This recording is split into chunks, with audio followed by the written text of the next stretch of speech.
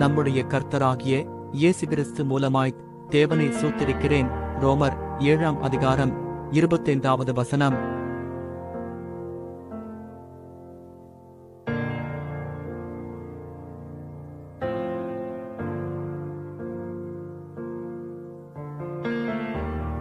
நம்முடைய கர்த்தராகிய இயேசு கிறிஸ்து மூலமாய் தேவனை சூத்திருக்கிறேன்.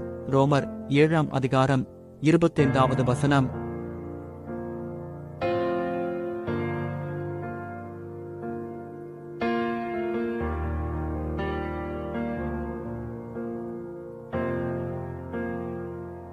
நம்முடைய கர்த்தராகிய இயேசு கிறிஸ்து மூலமாய் தேவனை சூத்திருக்கிறேன்.